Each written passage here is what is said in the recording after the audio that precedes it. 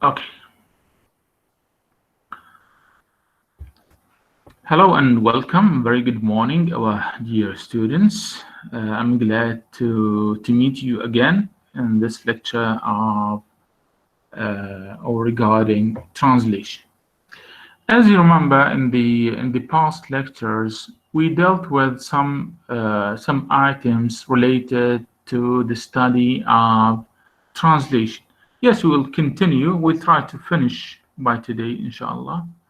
And if you have got any question or something, okay, by the end of the lecture, I'll try to answer those questions, inshallah. Okay, so as you can see here, the first item here, machine translation. Okay, what is a machine? Okay, yes, it is a machine. Okay, after all, it is a machine. For example, when you go to Google Translation, or sorry, Google Translator, and you write down something here, maybe a word or a phrase or a sentence, and in one language, for example, let's say in Arabic or maybe in English, and you just click on translate so that you could get the counter text or the translated text. Okay, so it is after all it is a machine. After all, it is a machine. Uh, and this is the main problem. Okay, the machine will do whatever you will ask her to do. The machine will do whatever you will ask it to do. For example, okay, and actually this is the big difference between the human mind and the machine mind. Okay, we cannot say a mind or brain.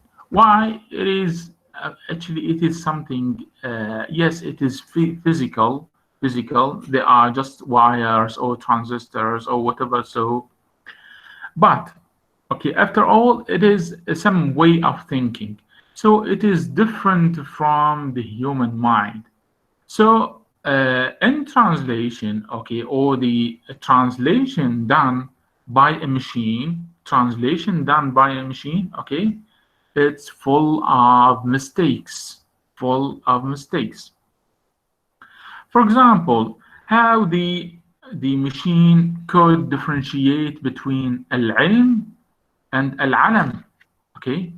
They are the same letters, the same items, but how could the machine differentiate between the two? They cannot. Okay, all the word, for example, spring, the word spring. We know we have different meanings for the word spring. We have, for example, Arabi, we have An-Nafura, we have An-Nabo. So how could the machine differentiate between all those meanings? So they try to imitate the human mind. They try to imitate the human mind. So in this way, it is full of mistakes. Okay, it's somehow okay. We could use machine translation and fixed phrases. We can use the machine translation and fixed phrases. For example, how do you do? You will get the translation. How are you? What's your name? What is the temperature? Okay, and those fixed phrases in any discipline, actually, in any science. Yes, they are fixed phrases. Okay, we have got a specific translation for those fixed phrases. But after all, okay, it needs development. Okay, all in all, you need to those producers need to update the machine with the new development regarding the way of translation. Okay, Natural equivalence. Actually, we talked about this item when we talked about equivalence, and we said yes. Even the word equivalence, it is a deceptive. It is a cheating. It's not something real. We don't have a full or one-to-one equivalence between two languages. Uh, and actually, as you can see here, a deceptive. So the C, okay, it is cheating. It's not something real, deceptive. Okay, natural equivalence. But okay, and some scholars or some specialists in translation would say yes, it is somehow we can see sometimes we can see natural equivalence. And as you remember in the last lecture, we talked about, for example, it is raining cats and dogs. It's raining cats and dogs. And we said that, for example, yes, when we translate this sentence literally, okay, it will be إنها تمطر قططا وكلابا.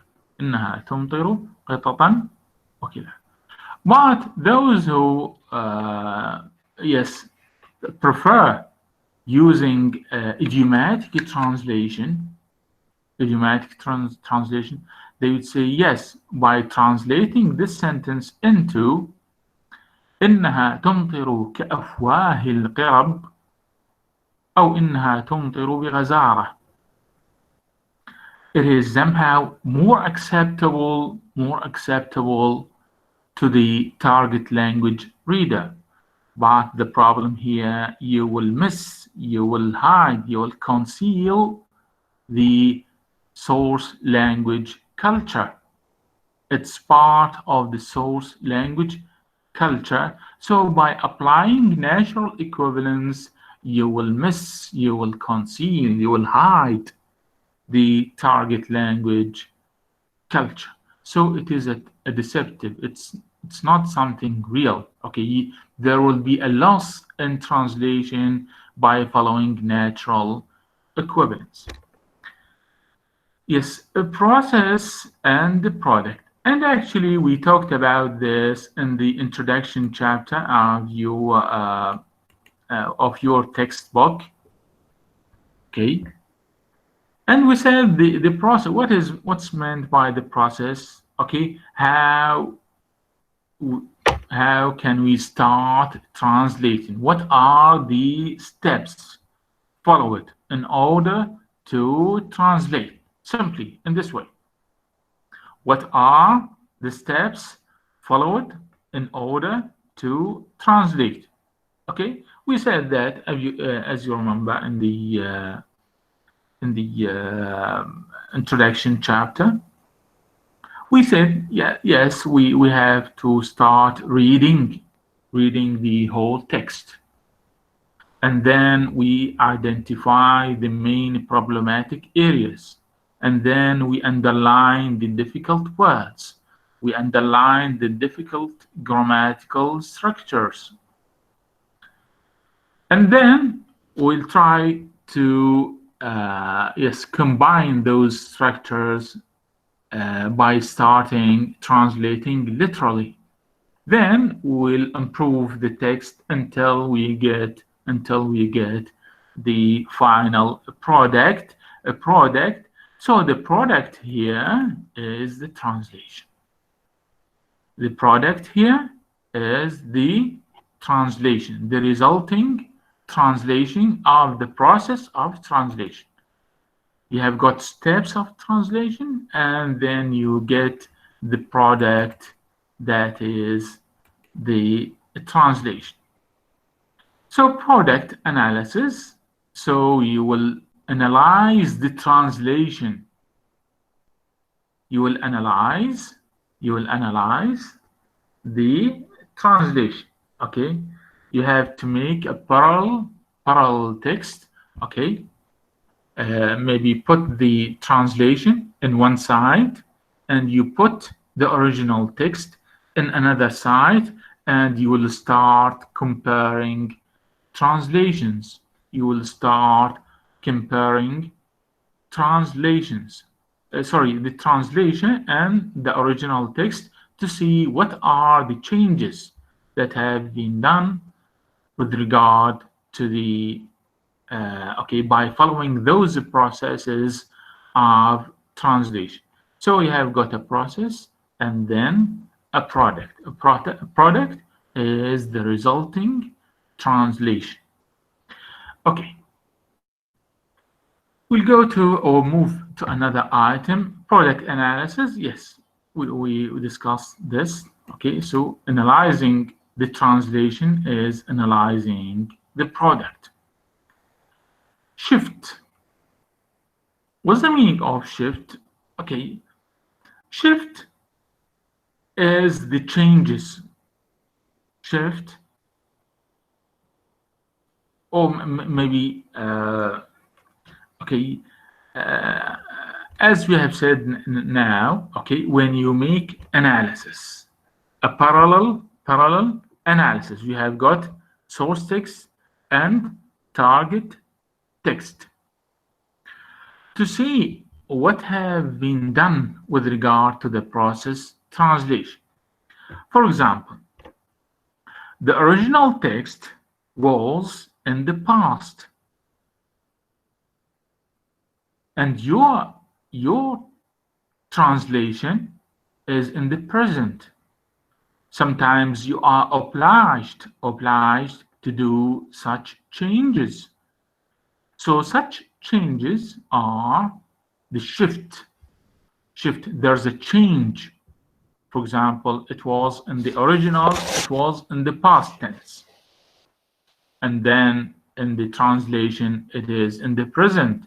Why? Okay, we are obliged by the text to do this change. This change is called shift. Another type of change, okay, for example, an adjective in the source language is translated into a noun in the target language. For example, an idiomatic expression, or let's say you are creative in translation. For example,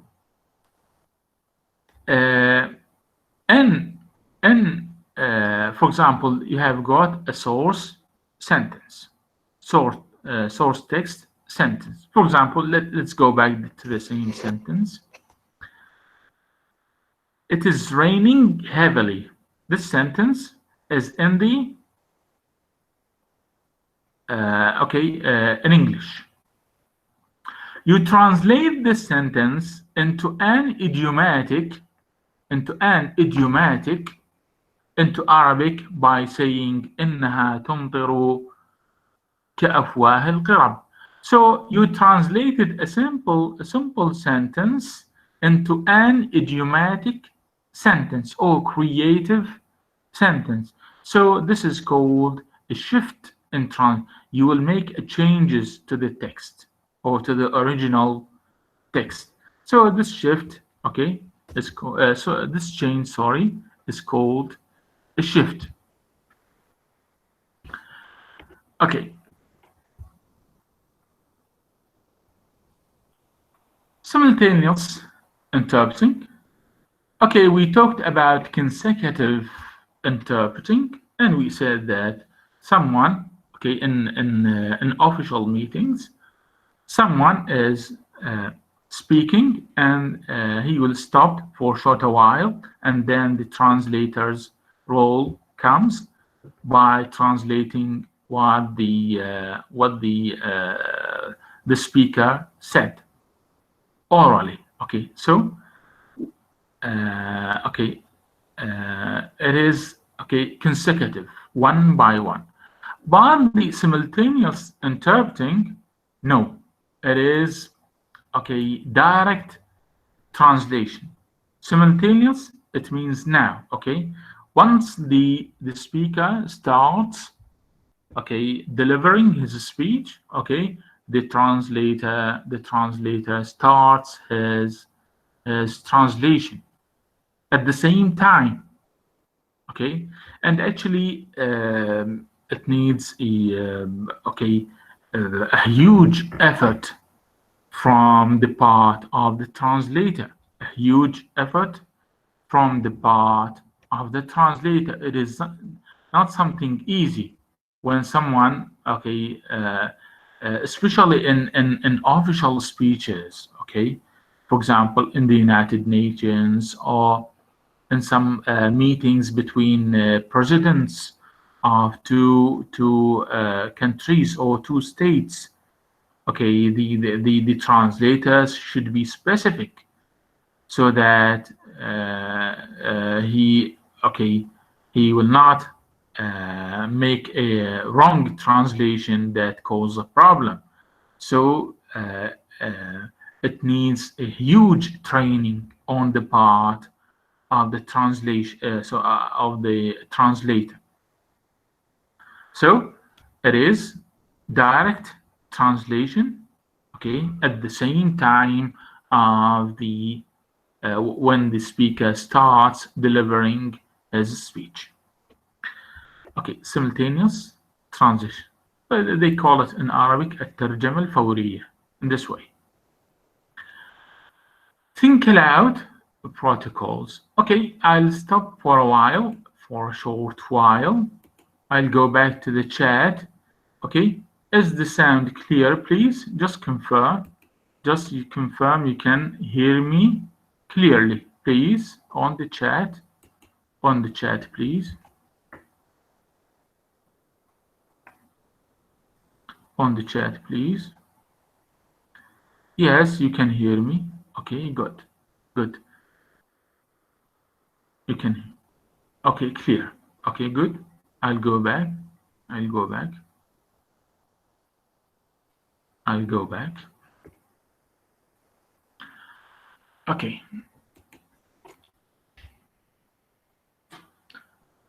Okay, think aloud protocols. And actually, this is something, okay, in all disciplines, in all sciences, what is think aloud protocols? For example, now you have got a meeting, okay, or a lecture with Dr. Yasser at the at Google Classroom, for example. So what should you do? Okay, first you should turn on your device, whether it is a computer, whether it is a mobile phone, and then you will go to the for example, to the Google Classroom icon. Then you will click the icon, and then you go to the link of the meeting, and then you click the meeting. You will wait for the lecturer to hear the lecture. So this process, okay, goes in your mind. This process goes in your mind. So what should you do? Think aloud, which means speak what you think. Simply, think aloud protocols is to speak what you think. As actually some students, okay, in the examinations, okay, what they do, okay, they okay, while they are answering some questions, okay, they think aloud, means they are talking to themselves. They are talking but loudly. They are talking but loudly. And actually we okay, we regard this as some sort of cheating. So it's not acceptable in examination. But with the same idea, this is think aloud protocols. So you think of something and then you write. Okay, you speak it, or you write it down. The same thing happens when you translate. The same thing happens when you translate. Okay, let's say we have got this. Okay, this sentence: transcriptions of the words spoken by subjects as they perform a task. For example, translators as they translate. Okay, transcriptions. Okay, I'm now saying what goes in your mind. What goes in your mind? Transcriptions. Are they written words, or are they images? Are they graphs? Are they transcriptions? I'm not sure of this word. Words, yes, I know what's words. Spoken by subjects. What is subjects? Subjects, here it is the opposite of objects. Or subjects, are they individuals, or are they, okay, the in part of the grammatical structures of some words? I'm not sure. Okay, so I'm now, what I'm doing now is thinking aloud. Okay, I'm speaking what I'm thinking. Okay, they perform. Okay, it is on a stage, perform on a stage, or perform a task. It is something. Is it something physical task, or something maybe abstract task? Okay, I'm not sure of this. Translators as they translate. Okay, so you think of something, the process, what goes in your mind. Okay, then you speak it. Okay, you tell us what goes in your mind. Okay, and actually this helps the researchers. Okay, when you are giving such a sentence, and you write down what goes in your mind on a written on a paper. Okay, it helps the researchers to uh, actually to trace. You know, trace. I write it down here. To trace, which means to see what happens. Trace to see what happens. What happens? To see what happens in your mind, so that they could understand the process of translation. What is the beneficial of this whole idea? Is to develop machine translation. Okay, we try to think as the human mind think. I mean, we are trying to imitate. Okay, in machine translations, we are trying to imitate the human mind, so that we could reach the best translation. So this is think aloud protocols. Okay, and actually we have even recent studies, or more sophisticated studies. They are tracking while you speak aloud. Okay, there are and some developed researchers.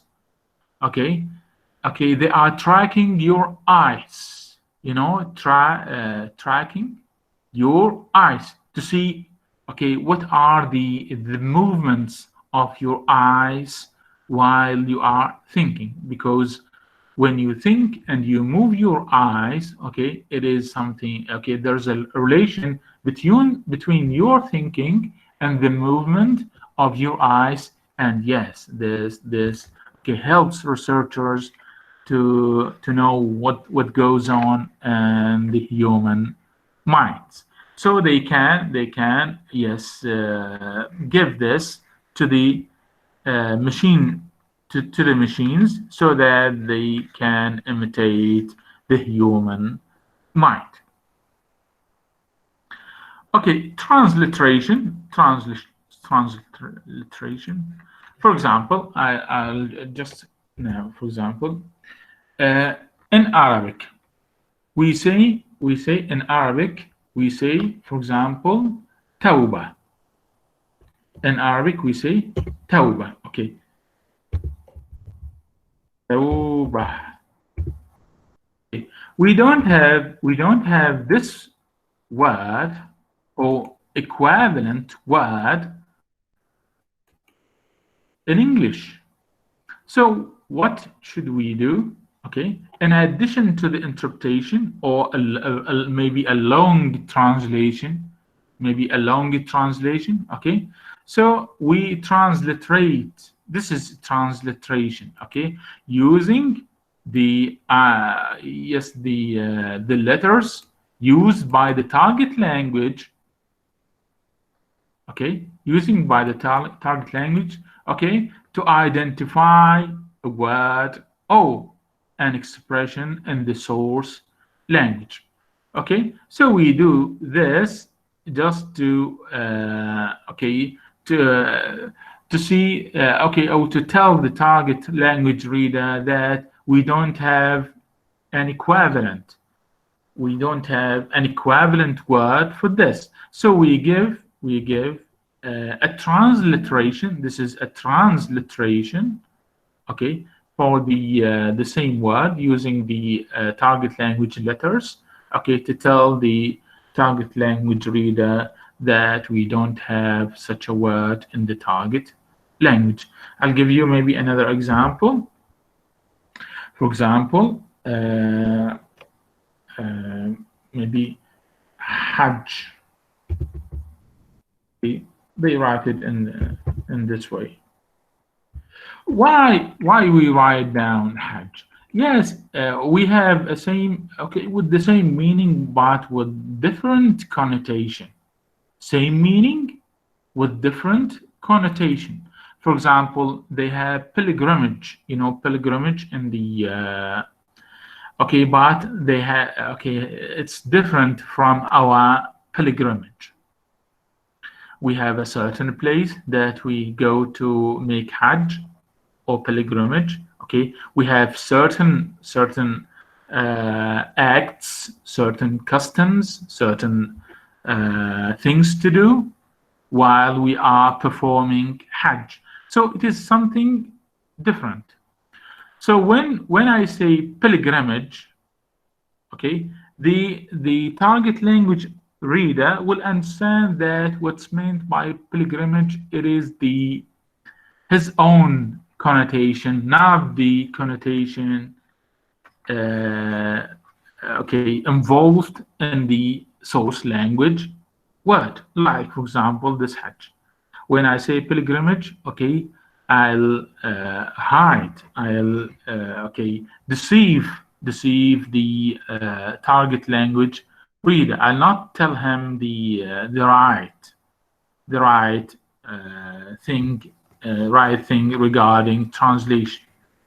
So he has to, okay, know how we pronounce this word first. How we pronounce this word first.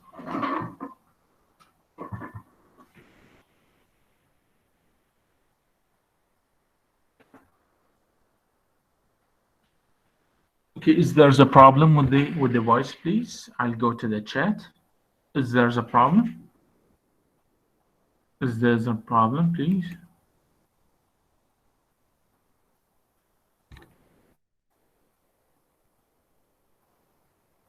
Who sent the message? There's a problem.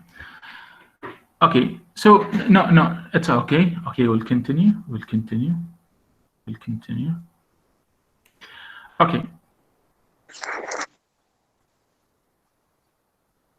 Okay, so Hajj here, okay, Hajj here is different from pilgrimage. So the target language reader should know how we pronounce Hajj so that he could go and check other sources. Go and check other sources. Yes, so Tawbah here, or Hajj, is a transliteration. Transliteration. The last item that we'll discuss here is visibility. What is visibility? Okay. Okay, the same. Okay, so that maybe it is somehow easier for you to understand. Okay. When I say it's raining cats and dogs. It's raining cats and dogs.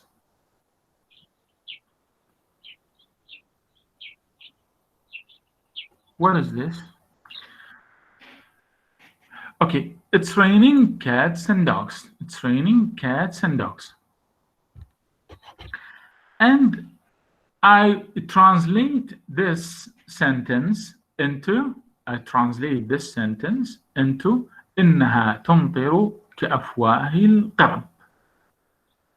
It is an acceptable text in the target language. The reader will not think that this is a translator. A translation. See, he will not think that this is a translation. He will think that this text is written in his own language. It's not a translator. So thinking that the translated text is written in your mother tongue rather than it is a translation is visibility. Okay, the translator here is invisible. The translator here is invisible.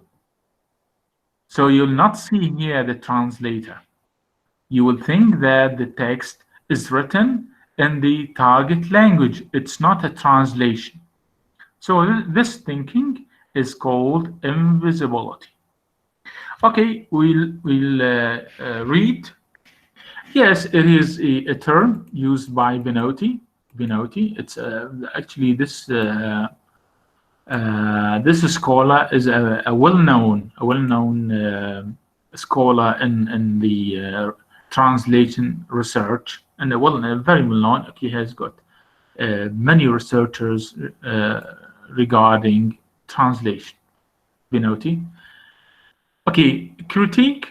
Okay, he's criticizing translators invisible. So if we read a translation and are not aware of the fact that it is a translation, then the translator can be said to be invisible. The translator can be said to be invisible. So you will not think that this is a translation. It is like a text written in your language. So you cannot see the translator here. Okay. For Vinoti and the tradition of textual criticism, visibility would be associated with locating the translator's voice in the text. So here Vinoti thinks that by adopting invisibility in translator, okay, you will hide the translator's role. You will hide the translator role. No one would think that this is a translation. If you'll not see some strangeness in the text, you will not think that this is a translation. You will not think that this is a translation. So you will conceal, you will hide the translator's role. Okay? Yes, but visibility might also involve the presence of prefaces, translator's notes, and translator's name on the cover. So yes, this is actually some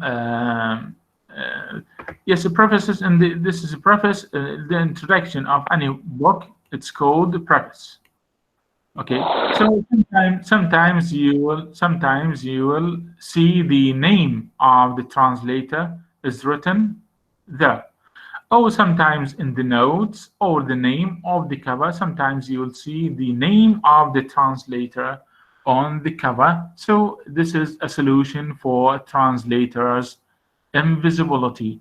Yes, the actually it the translator's invisibility confirms the good ability of the translator to produce, well, let's say, a natural text, a text that the target language reader would not think that this is a translation.